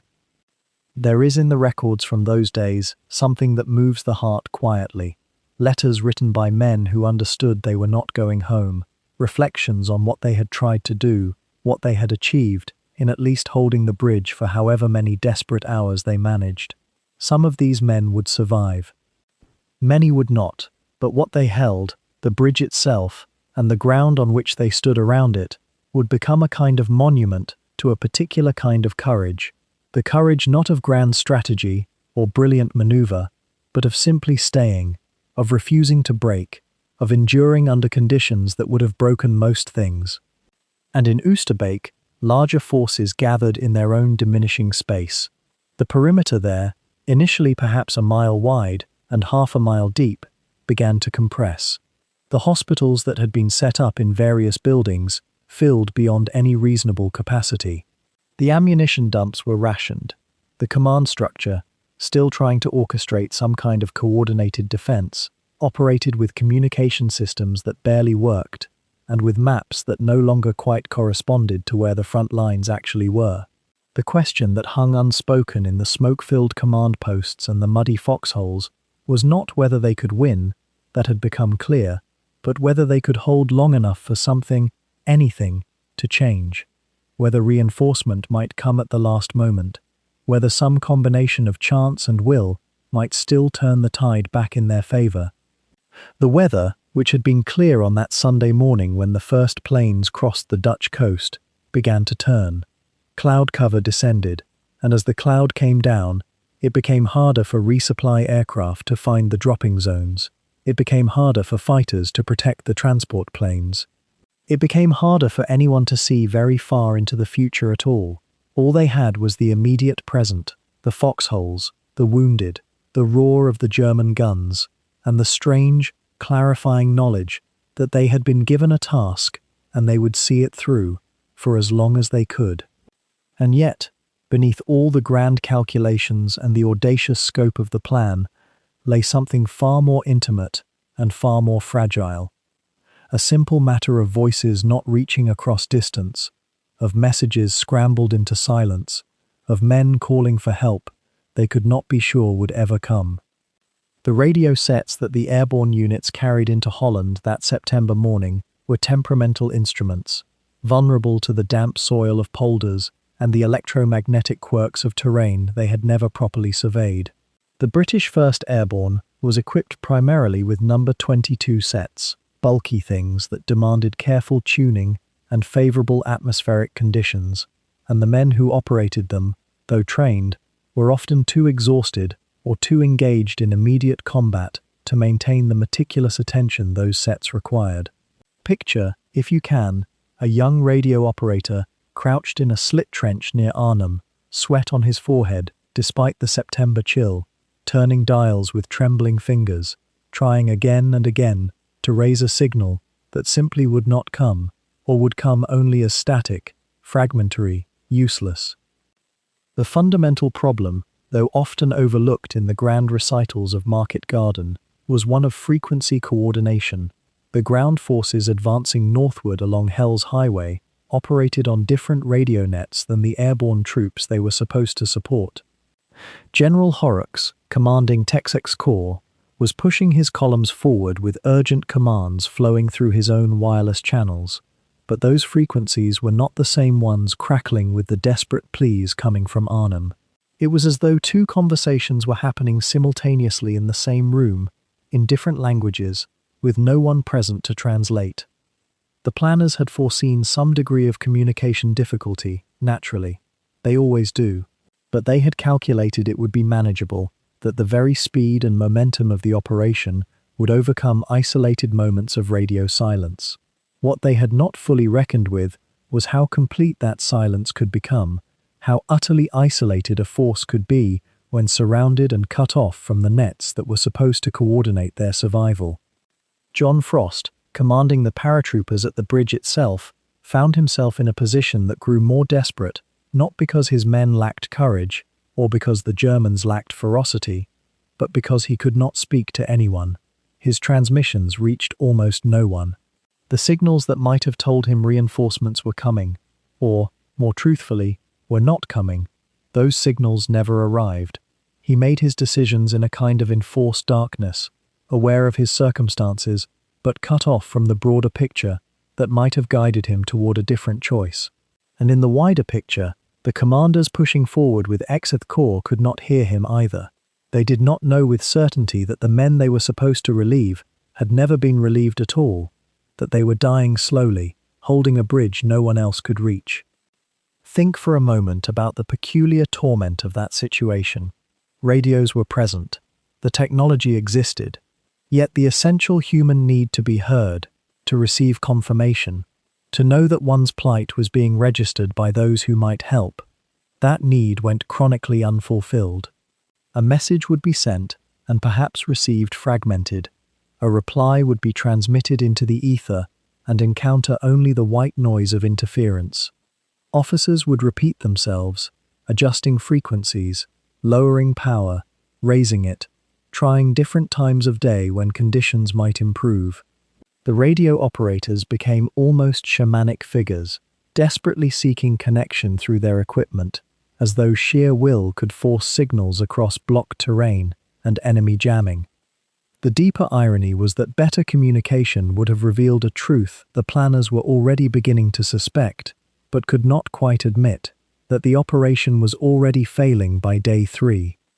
Had Arnhem been able to speak freely to the advancing columns, had those columns been able to hear the reality of what was happening, instead of proceeding on the basis of hope and schedules, the story might have ended differently, perhaps not with triumph, but possibly with less waste, less sacrifice, less of that peculiar anguish of men dying for a plan that had already lost its viability, but could not quite be abandoned. There is something profoundly human about this particular failure, something that transcends the technical and touches on something almost metaphysical. War is, at its heart, about communication, about one side's will imposing itself on another, about messages sent and received and acted upon. When the radios fail, when the voices cannot cross the distance, something more than tactical advantage is lost. There is a kind of existential loneliness that settles over a battlefield when the threads holding an operation together have been severed. Each unit becomes an island. Each commander must guess at realities they cannot verify. Each decision is made in a kind of partial blindness.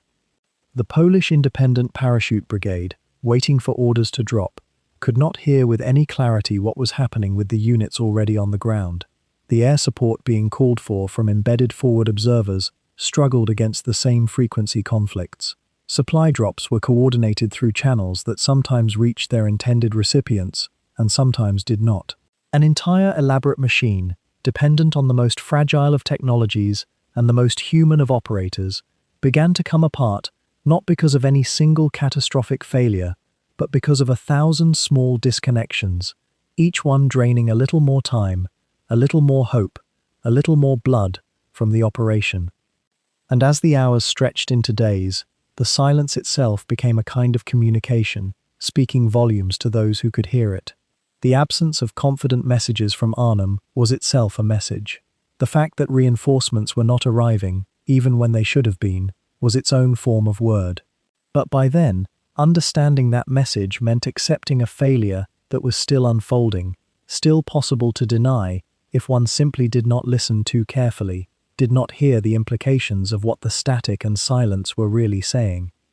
While the paratroopers at Arnhem held their diminishing perimeter and XXX Corps struggled against the resistance on Hell's Highway, there was another piece of this vast operation waiting to fall into place: the Polish Independent Parachute Brigade, commanded by Major General Stanisław Sosabowski, a careful and deeply thoughtful officer who had come to understand, perhaps more clearly than others, how fragile the whole enterprise had become. The Poles were meant to drop near Driel, on the southern bank of the Rhine, on the second day of the operation, specifically to secure the ferry crossing and the approaches to a river bridge that might allow supplies to reach the besieged troops at Arnhem. But the weather that had blessed the first wave with relative clarity began to shift and thicken, cloud banks rolling in from the northwest, with the kind of autumn inevitability that no general could simply command away. What had been conceived in the planning rooms as a rapid, almost casual sequence, drop on day 1, reinforce on day 2, consolidate and exploit by day 3, began to stretch and strain like a rope pulled at both ends. The weather delays meant the Polish brigade could not drop when scheduled. They remained on airfields in England, packed into their transport planes, waiting for conditions that would allow the Dakotas and their escort fighters to make the journey across the North Sea and over occupied territory. Each passing hour was not merely an inconvenience. Each hour was a weight added to Arnhem's burden, because without the Polish drop, there was no way to reinforce or resupply the British 1st Airborne beyond what could be flown in by small aircraft, and those flights themselves were increasingly dangerous, the airfield situation deteriorating by the hour.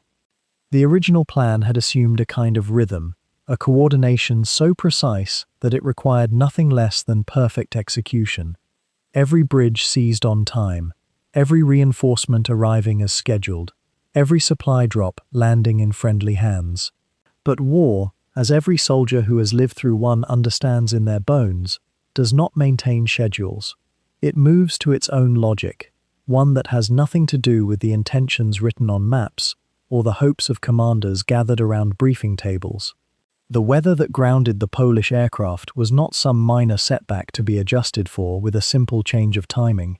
It was the first visible sign that the operation's entire architecture, that beautiful, intricate chain of dependencies, had begun to crack.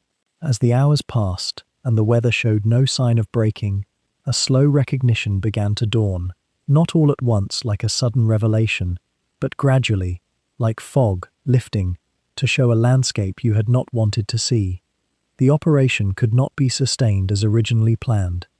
This understanding grew through conversations among commanders who began to realize that what they had created was not a plan flexible enough to survive contact with reality, but rather a series of hope-dependent calculations that required everything to work perfectly in sequence. One delay meant another. One reinforcement grounded meant supplies could not reach those who needed them, and those who were already in the fight, the men of the 1st Airborne, holding their positions with ammunition, running low, and wounded accumulating faster than they could be treated, could not simply wait indefinitely for conditions to improve or for delayed units to arrive. There was no grand moment where someone announced that Market Garden was failing, no meeting where a flag was raised and a decision made. Instead, there was a slow, sinking awareness that spread through the chain of command, like water finding its way through soil. The pilots who were supposed to drop the Poles could see the cloud formations building over the route. The signals officers at Arnhem could count the messages they were receiving that were incomplete or scrambled because the terrain interfered with radio transmission. The medical officers could count bandages and plasma and morphine and recognize that these supplies were finite. The men holding the perimeter could feel their numbers diminishing as each hour brought new casualties that could not be replaced because the expected reinforcements were grounded or delayed or had landed too far away to reach them in time. Consider, for a moment, the strange experience of being a commander in such circumstances. You have conceived of an operation on a grand scale. You have briefed your officers and men. You have watched them board their aircraft with confidence and purpose. You have stood in the operations room watching the progress reports come in. And then, gradually, you must confront the possibility that what you have set in motion cannot reach its intended conclusion. It is not a moment of failure, not yet. It is the moment before failure, the threshold where you must begin to contemplate questions you had not wanted to ask. How long can the men at Arnhem hold their ground? What are the minimum reinforcements needed to give them any hope? And perhaps most painfully, if we cannot sustain this operation, what is the best way to withdraw before it becomes a catastrophe? The weather that had seemed so promising on that Sunday morning, when thousands of aircraft had lifted into the sky across the airfields of southern England, now became an adversary every bit as formidable as the German forces arrayed against the operation. But weather, at least, was impersonal. It could not be blamed. It could only be endured or planned around. More troubling to the commanders who watched the situation deteriorate was the growing certainty that even if the weather broke tomorrow, even if the Polish brigade dropped successfully, even if the 10th Corps finally broke through to Nijmegen and raced toward the Rhine, there might not be enough time. There might not be enough of anything.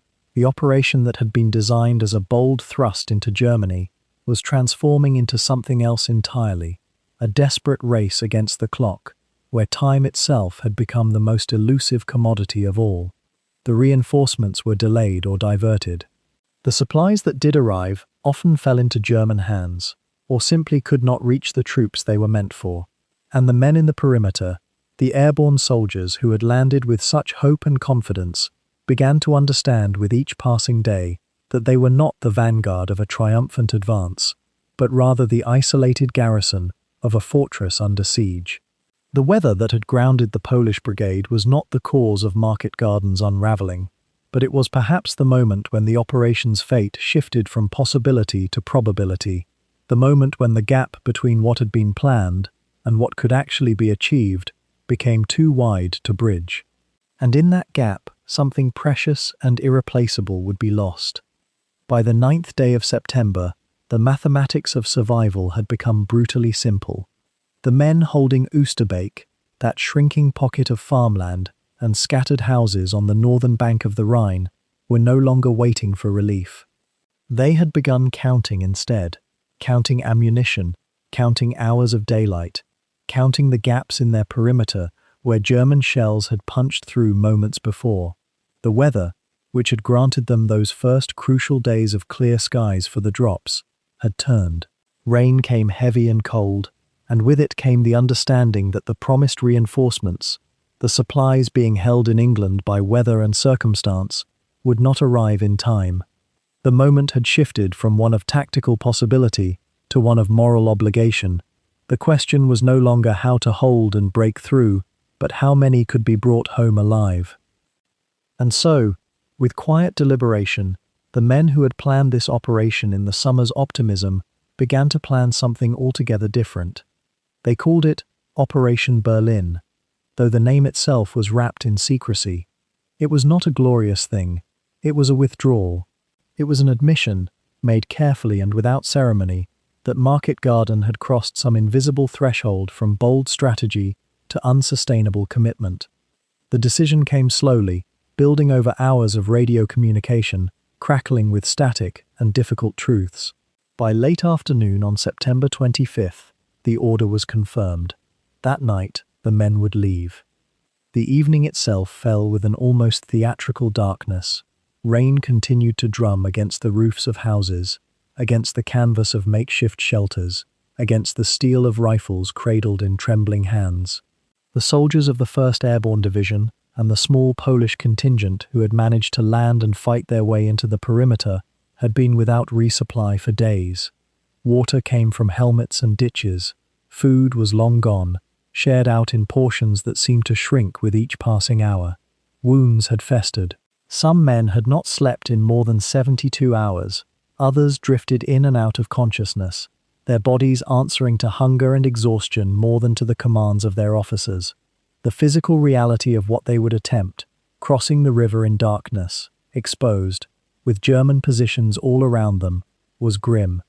But the alternative was surrender, or worse, to be overrun.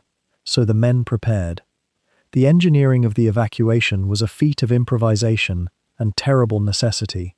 Boats were gathered. small assault craft, dinghies, anything that would float and hold a man.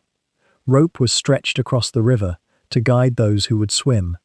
The crossing points were chosen with care, selected by officers who knew the ground and the likely German positions, though knowledge here was always incomplete. The Royal Engineers, who had themselves been through 10 days of constant danger and labour, organised the movement. Guides were posted. Silent signals were established. The wounded were prioritised, and this decision, who would go first, who would wait, fell with terrible weight on the shoulders of company commanders and medics who could barely stand. As darkness deepened, the men began their movement toward the river. Thousands of them, moving in small groups, without speaking, without the comfort of light or direction. Those who could walk helped those who could not. Those who were too badly hurt to make the crossing were left behind with a few volunteers, men who stayed, knowing they would not return, who had chosen to remain with the wounded rather than leave them alone. The generosity of that choice, quiet and final, hung in the cold air. How many men in history have made such decisions, not in the sudden heat of battle, but in the considered dark of withdrawal, choosing sacrifice when survival might have been possible? The question had no comfortable answer. The river was black. The current ran fast from the recent rain. The first men entered the water, and immediately the vast unfairness of it all became visceral. They had trained for months, had fought for 10 days, had lost friends and comrades and pieces of themselves, and now they were being asked to slip away like refugees, like the defeated, into the cold darkness. Some swam, some clung to ropes, some were pulled across by comrades on the other bank, who had risked their own lives to wade into the river and reach for hands they could barely see. The German positions, alert and vigilant, seemed not to understand what was happening at first. The evacuation was covered by a deception, artillery fire and organized noise from other parts of the perimeter to mask the sounds of men struggling through water. The engineers had calculated the routes carefully, finding places where trees might provide shadow and where the banks afforded some protection from the direct line of fire. Throughout the night, the crossing continued. One soldier would remember later the sensation of hands reaching down to pull him from the water, the gasping for breath, the realization that he was alive when moments before he had not believed he would be. Another recalled the man beside him being struck even as he stumbled toward the far bank, the way the body jerked and fell, and the terrible choice to keep moving or to stop and try to save someone who was already beyond saving. These were the moments that sleep-deprived minds would circle back to for decades after. Not the grand strategy or the political decisions, but the immediate physical reality of one man's hands meeting another's, in darkness, over a river that held neither mercy nor judgment. By dawn on September 26th, the evacuation was complete. The count was taken, carefully and methodically, because the numbers mattered. Numbers carried truth. Out of more than 10,000 men who had landed in or near the Arnhem perimeter, fewer than 3,000 had made it across the river to the southern bank. The rest, killed, wounded too severely to move, captured or missing in that terrible darkness, numbered more than 7,000. The statistics would be debated by historians, adjusted and re-examined, because the chaos of withdrawal meant that exact counts were impossible. Some men reached the water and simply disappeared into it. Some were taken prisoner in the final moments, their fate unknown for weeks or months. Some would walk out of German-held territory over days, guided by Dutch civilians who risked their own lives to shelter and feed Allied soldiers in hiding. The British 1st Airborne Division, which had landed with such confidence and discipline, was shattered. The 82nd American Airborne and the 101st, after their own battles and withdrawals from the bridges to the south, had suffered grievously. The 101st alone had more than 2,000 casualties. The Polish Independent Parachute Brigade, those men who had jumped into such impossible circumstances, had suffered a casualty rate that approached 60%. The broader operation, when all the numbers were gathered and verified and retabulated, killed, wounded, missing, and captured across all formations, tallied to more than 17,000 Allied casualties. Some estimates climbed higher still, depending on what was counted and how. The Germans had fought with skill and increasing desperation, and they too had paid a heavy cost, though their losses were eventually absorbed into the larger machinery of their military collapse. The Rhine, after the night of evacuation, was quieter. The fighting around Oosterbeek continued for another day before the final German offensive pushed through the British positions, but the great evacuation was over. The men who had made it across emerged from the water, soaked and shaking, were given hot drinks and dry clothes, and began the process of accounting for the lost. Officers moved through the gathered survivors, reading names from lists, marking down who had answered. Each name that drew no response was a death or a capture, a life altered or ended in those 10 days of September. The information was recorded, verified, sent up through the chain of command, and eventually, in the weeks that followed, it was compiled into reports and analyses. And here, perhaps, it is worth pausing on the sheer weight of administrative sorrow that such reports contained. Somewhere in a building far from the mud and rain and river, someone was writing up the final accounting of Market Garden. The logistics, the timeline, the decisions that had been made, and the outcomes they had produced. That was their work, their burden.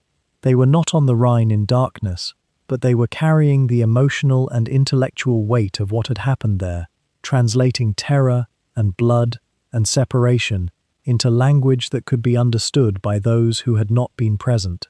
The work was necessary. It was also, necessarily, insufficient to the reality of what the operation had cost. By the morning of September 27th, across the sectors of Holland that the operation had touched, there was a kind of exhausted silence. The great gamble of Market Garden had failed. Not because the men had not been brave, they had been extraordinarily so.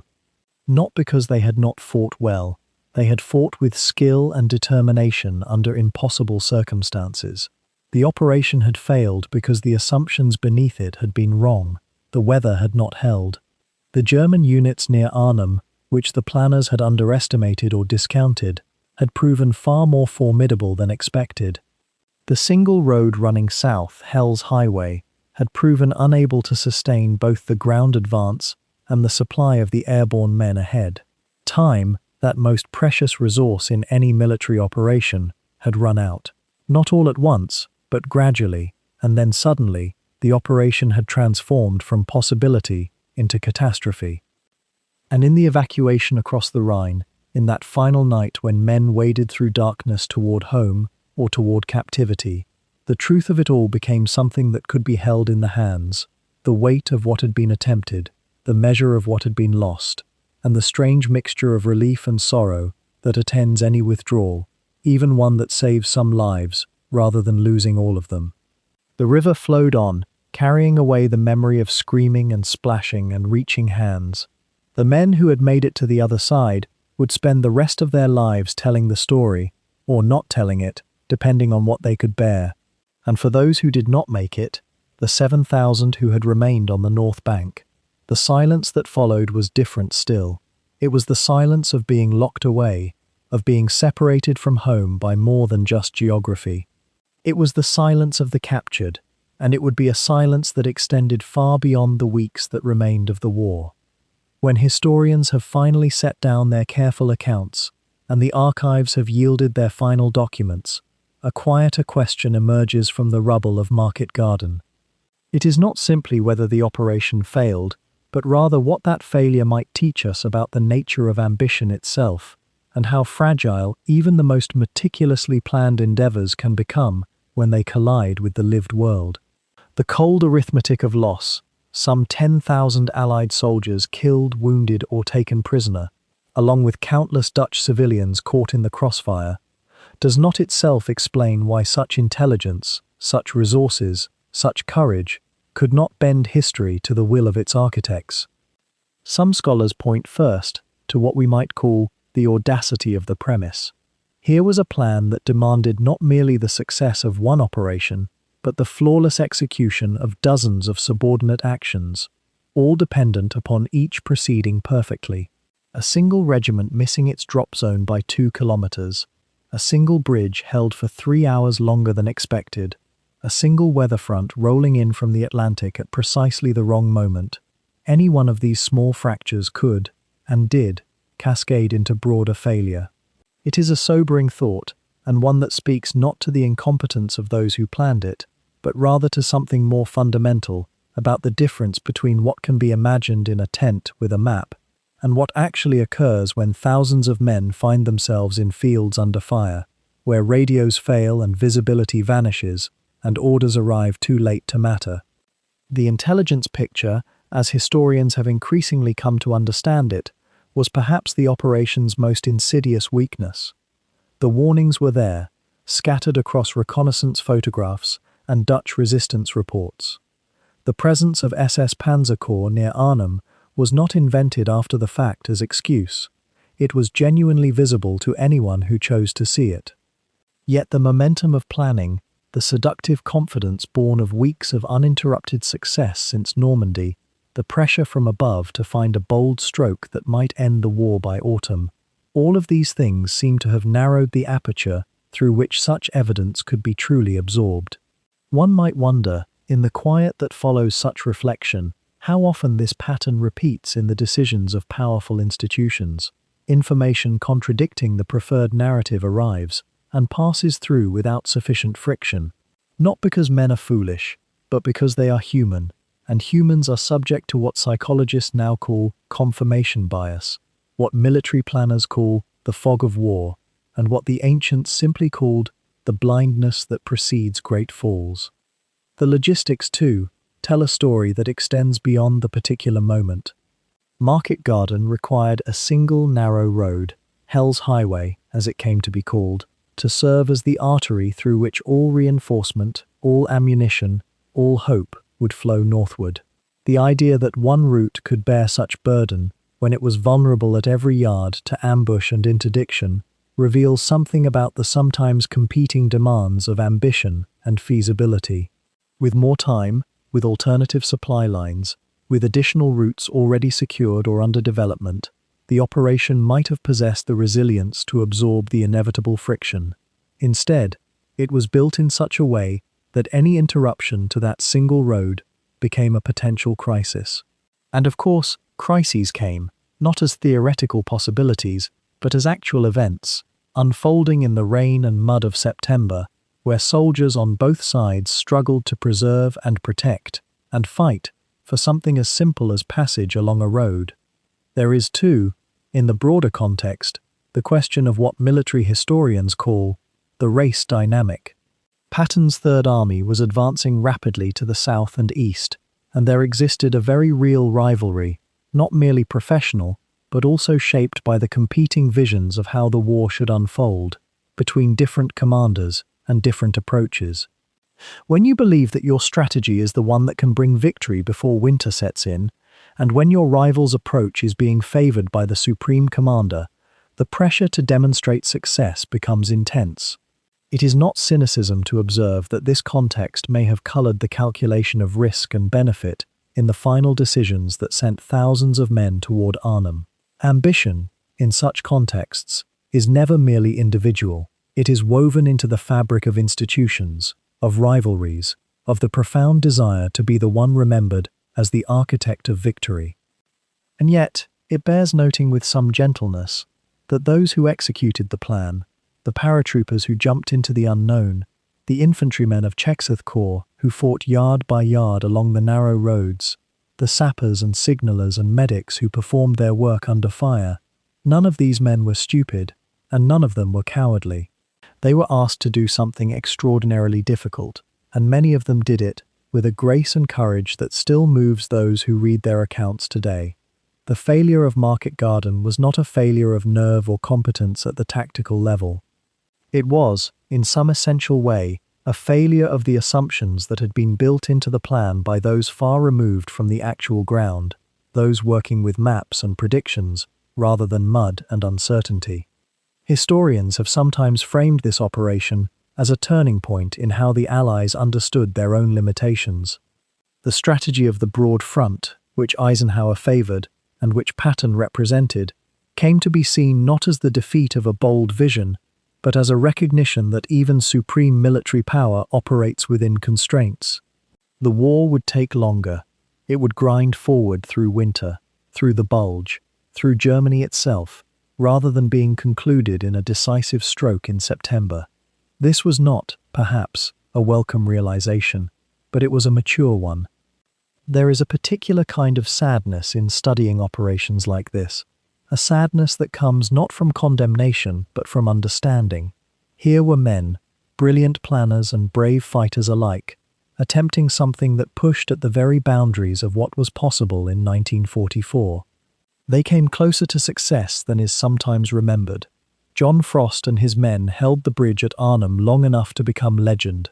The American Airborne divisions secured their objectives and held them despite terror.